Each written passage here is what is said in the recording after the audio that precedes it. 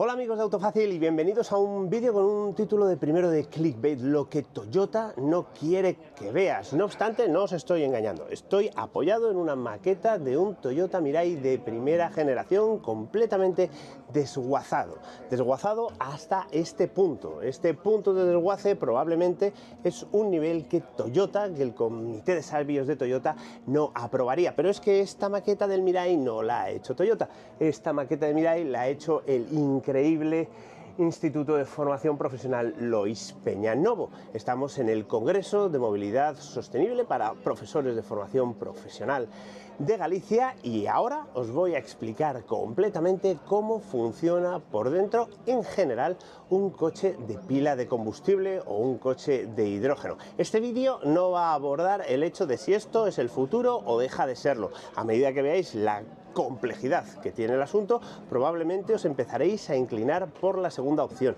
pero recordad que el único factor que va a determinar la viabilidad del hidrógeno en el futuro es su precio. Y ahora, sin más preámbulos, cortinilla.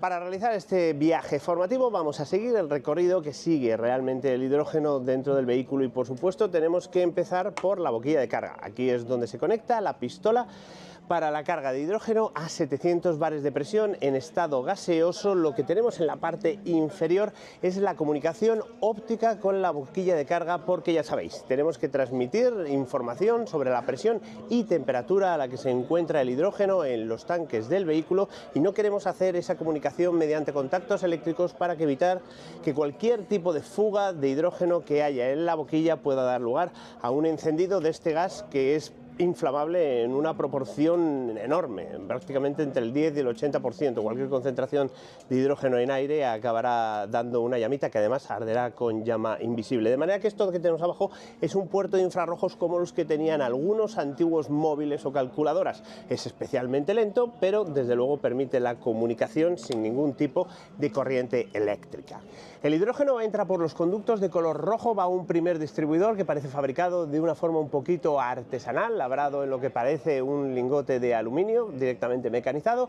Continúa por conductos de color rojo hasta llegar a las válvulas que hay en los depósitos. Cada uno de los depósitos tiene una de estas válvulas que tiene 4 misiones. Primera, estar completamente cerrada cuando el coche no está en funcionamiento. Segunda, estar abierta para el repostaje y que entre el hidrógeno. Tercera, estar abierta para el funcionamiento del vehículo y que el hidrógeno salga hacia un regulador de presión que vamos a ver ahora.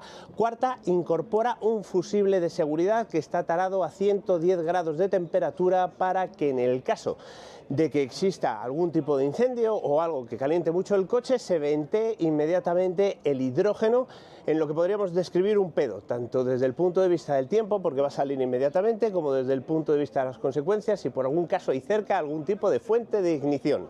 Y como seguro que queréis saber cómo es una de estas válvulas por dentro, aquí la tenéis. Como os he explicado, tiene esas funciones. Tiene una entrada de combustible para la carga, una salida de combustible para el coche, un fusible térmico, voy a ver si acierto en el centro del plano, sí, ahí está, que saltaría a 110 grados y además tiene un par de tornillos que permiten ventear el depósito manualmente y cosas por el estilo, como por ejemplo cerrarlo definitivamente para operaciones de mantenimiento.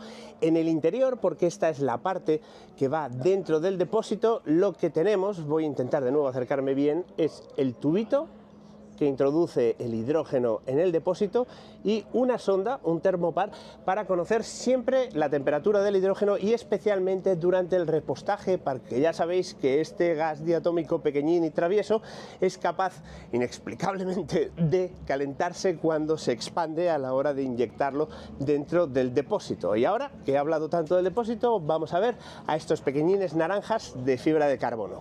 Estos depósitos de combustible están fabricados con recubrimiento exterior de fibra de carbono y una película interior de polietileno de aproximadamente 7 milímetros de espesor. Es algo que podríamos intuir si no fuera porque nuestros amigos del Lois Peñanovo han hecho el increíble trabajo de pacientemente recortar un cachito para que podamos ver cómo es la estructura.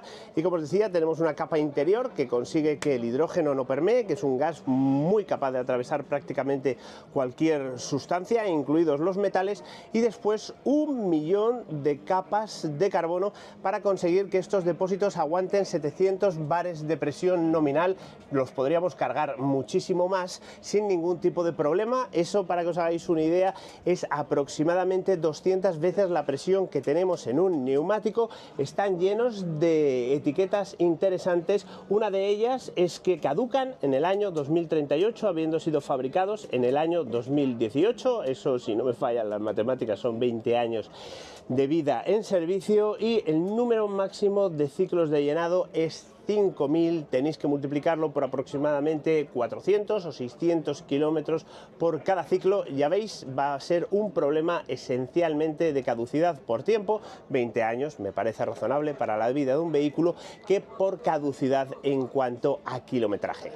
El hidrógeno de los depósitos sale por estos conductos también de color rojo, que en esta maqueta representan súper alta presión y van a un distribuidor de salida similar al distribuidor de entrada, que está dotado además de una sonda de presión, y de este distribuidor de salida van a este dispositivo de aquí, que esencialmente es bastante sencillo. Dentro hay un cilindro cargado con un muelle inmenso, que es el reductor de presión, reductor regulador de presión. O sea, aquí se convierten los 700 bares de presión del hidrógeno, bueno, en función de cuánto hidrógeno tengamos en el depósito, en 5 bares de presión aproximadamente, que salen por este conducto de aquí, que como veis ya es una conducción más o menos convencional del tipo que podemos encontrar en un sistema de refrigeración de aire acondicionado. Esos 5 bares son los que llevan el hidrógeno a lo que es el meollo del centollo, que por supuesto es la pila de combustible que vamos a ver ahora. Una cosa que quiero que os quede perfectamente clara es que esta primera generación del Mirai está fabricada con tolerancias realmente milimétricas. Algunas asustan, dan miedo, incluso son sangrantes. Por ejemplo, esto que tenéis aquí delante es la consecuencia de simplemente pasar la mano por encima de una de las roscas que fijan las válvulas que os he enseñado a los depósitos de hidrógeno. Y el hidrógeno a baja presión continúa por este conducto de aquí y entra a esta pieza, que es la culata de la pila de combustible. Bastante compleja, como todas las culatas, se encarga del intercambio de gases dentro de la propia pila. Es la encargada de introducir el aire, de introducir el hidrógeno y de introducir y sacar también el líquido refrigerante que mantiene fría la pila de combustible del Mirai. En el lado izquierdo o derecho, según lo estéis mirando, está la entrada de aire comprimido procedente de un compresor de tornillo, que además ha sido previamente filtrado con cuidado, porque aquí no podemos dejar que entre ningún tipo de polvo. Por este otro lado entra el hidrógeno, que se bombea mediante esta bomba eléctrica y una bomba de lóbulos que hay ahí. Esta bomba tiene una doble función. Por un lado repone el hidrógeno que se va consumiendo, por otro lado mantiene en circulación el hidrógeno que ya está dentro de la pila. Y además también mediante esas bombitas de ahí se introduce el líquido refrigerante. Es muy importante tener la pila siempre a la temperatura correcta, que nunca suba de 80 grados, por ejemplo, para que no se degrade jamás la membrana de tipo PEM. En ningún caso, además, podríamos consentir que hubiese vapor de agua. Quiere decir que el agua que hay dentro en forma de gotitas llegase al punto de la ebullición. El agua que se genera durante la reacción con el hidrógeno y el oxígeno se extrae de la pila a través de este tubo de aquí, que básicamente podríamos considerar el tubo de escape del Mirai. Y ahora vamos a ver exactamente qué hay dentro de la pila. Esto sí que es el corazón de la tecnología de hidrógeno. Y finalmente aquí está la pila de hidrógeno. Se llama pila porque es un apilamiento de celdas individuales, cada una de ellas generando 0,7 voltios de tensión gracias a la reacción entre el oxígeno del aire y el hidrógeno que estamos inyectando, que por cierto tiene que ser de calidad ultra pura, 999, porque como vais a ver, cualquier impureza que entre aquí no va a salir en la vida y va a reducir la superficie de reacción y por supuesto el rendimiento de la pila. Las 370 celdas están puestas una encima de otra y cuidadosamente comprimidas, de manera que es prácticamente imposible entender cómo funcionan sin desmontarla. Pero ¿sabéis lo que han hecho nuestros amigos del Lois Peña? Desmontar también la pila. De manera que os voy a enseñar el corazón del hidrógeno, la celda de combustible. Y este es el corazón de la pila de combustible, o en realidad medio corazón, porque nuestros amigos del Lois Peñanovo han desmontado las celdas y han cortado algunas para ver qué hay dentro. Primero vamos a analizar lo que hay fuera. Tiene dos caras bien diferenciadas. Esta primera es plana y es el ánodo, el polo positivo de la celda. La corriente pasa al cátodo de la siguiente celda y así sucesivamente a través de estos puntitos que tenemos aquí. Las celdas están conectadas en serie, culito con ombligo, culito con ombligo, culito con ombligo, hasta dar una tensión de casi 300 voltios.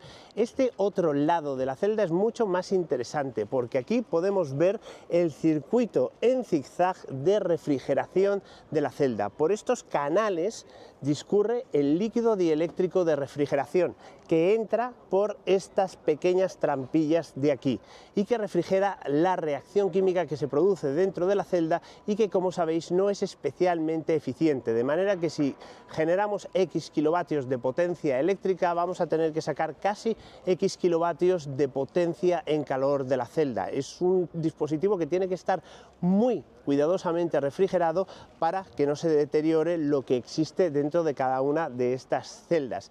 A esta celda le tiene que entrar hidrógeno y aire. El hidrógeno entra por aquí, por estos pequeños canales de aquí. Tiene unas aberturas prácticamente microscópicas que están conectadas a estos pasadores de aquí o pasillos que dan a la culata que habéis visto antes, y el oxígeno entra por la parte superior y se produce una especie de tráfico cruzado de hidrógeno y oxígeno en perpendicular, separados todos ellos por la membrana PEM o de intercambio de protones que hay en el interior. Pero para explicaros esto es mejor desechar este cacho y coger uno que esté destripado.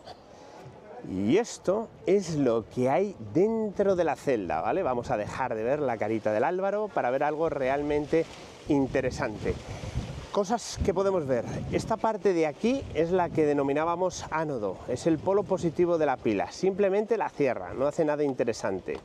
Esto que hay aquí es una malla perforada que contiene los catalizadores, las sustancias que consiguen que el hidrógeno ceda un electrón y se convierta en un protón, además de que se disocie de hidrógeno diatómico, de H2, a hidrógeno monoatómico antes de ceder esos electrones, y esencialmente contiene cosas caras como el platino. Esto que hay aquí es una capa que está compuesta a su vez de tres capas diferentes. La parte que veis de color gris es una capa de difusión de gases y permite que el gas pase y se distribuye uniformemente al interior, y la parte negra que podéis ver aquí es la famosa membrana PEM, la Proton Exchange Membrane. Es la responsable de coger de la manita a los protones y llevarlos a la otra cara de la celda. Y este espacio que hay aquí entre la película de difusión de gases y los canales es por donde circula el aire comprimido y reacciona con el hidrógeno que previamente ha dejado un electrón y ha creado una diferencia de potencial entre el ánodo y el cátodo de 0,7 voltios. Todo esto va en la pila no simplemente puesto, apretado con la fuerza de Thor, ¿vale? Para que no haya absolutamente ningún tipo de fugas, de manera que ya sabéis, tres conductos de refrigeración, serpentín que enfría la pila, entrada de hidrógeno por este costado, entradas de aire por los costados superiores, polo negativo, polo positivo, 0,7 voltios de tensión, mucha intensidad proporcional a la superficie de reacción que tenga cada celda. Este es el corazón de la pila de hidrógeno. Esto es lo que podría hacer que, si el hidrógeno algún día es lo suficientemente barato, la sociedad funcione prácticamente al 100% con él.